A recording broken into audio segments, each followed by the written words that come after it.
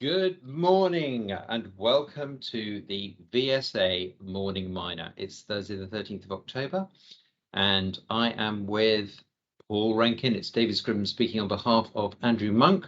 Paul, how are you? I am fine, thank you, fine. And the sun is out. It's looking like a good day today. The sun is out. Where are you? Are you in some foreign country? It was absolutely Uh, hosing it down this morning. that's what South London is at the moment. So, Well, fair enough. Anyway, to the point. Notice that Cameco has made a bid to buy Westinghouse nuclear assets. What's the sort of mood on that one? well, interesting seeing that news came out essentially late Monday, early Tuesday, and since then the market feedback, is coming back that some investors like it, other investors don't like it. From the comments I've been seeing is it doesn't look like it would be that great for shareholders in the shorter term, but because these are such substantial and long established assets that Westinghouse has had in the nuclear industry, that is probably beneficial for Cameco in the longer term. So if you're looking to consolidate, if Cameco is looking to consolidate its position in the nuclear industry across its value chain, then it makes good sense for them to take this on. And certainly Brookfield, as a private equity investor, would be a willing seller while the marketplace is on the trending upward in sentiment for uranium assets. So it should work out for them. Yeah, well, I do foresee Cameco being sort of the longer term play, if you will, in that industry. So, the one that so it would make sense strategically over the long term. Anyways, perhaps moving on to AIM quoted Sarabi, the production looked like it was, ahead of the run rate for their annual production guidance. And how are things going for them? Yes, Sarabi Gold, the Brazilian gold producer listed on AIM, third quarter, 2,600 tons of higher grade Coringa mine development ore was moved over to the Palito milling facility where the operating mine is, and it added 570 ounces to the total of 8,500 ounces recovered in this current quarter, which was up about 100 ounces, a little over from the prior quarter. Year to date, the production is at 24,000 ounces, and as you say, that's ahead of the run rate for their guidance of 30,000 ounces for the year.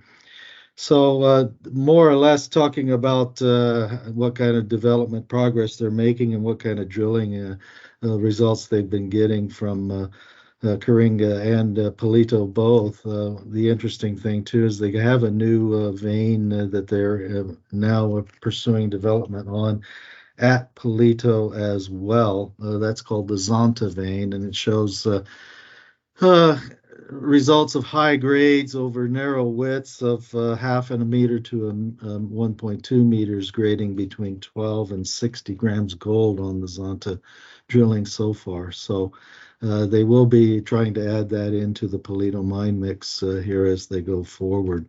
Cash balance at the end of the September quarter was 10 million, which is about flat from where it was at the end of the June quarter. Yeah, no, I noted that. Another name that maybe is worth touching on is Kenmare Resources.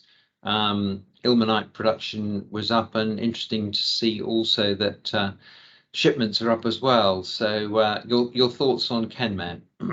Yes, they have improved their production profile here in these latest quarterly results on the trading, I should say, a trading update for the quarter ended the 30th of September.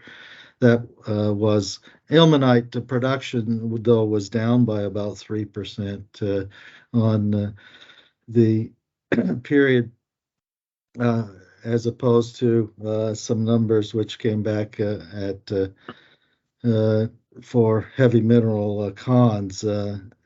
So we would say that zircon production, with the increase of 10%, though, was helping to offset those particular trip ups in other places. And they do have the big transport shipment vessel back from its maintenance work that was done. So they think that their Q4 will probably be the best of the year for both shipments and production going forward.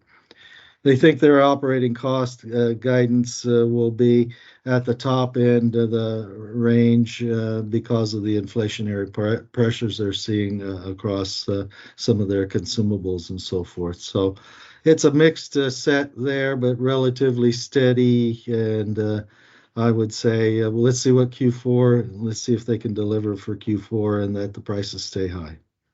Okay. So unless there's any other things that you'd like to bring to our attention, I think we perhaps will close it here. Is there anything else you'd like to add? A real quick statement here. The dual listed Artemis came out with a first compliant open pit resource for their Carlo copper gold cobalt project in West Australia.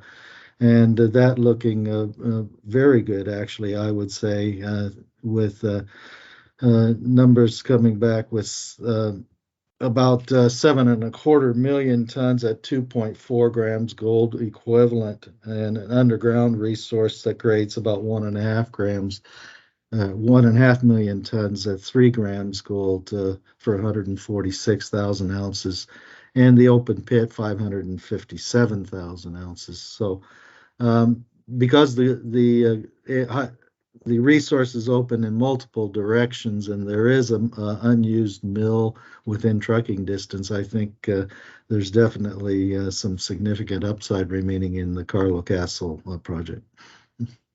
Great. I think we'll call it a day there. Thank you very much, Paul, and have a good day to all. Very good.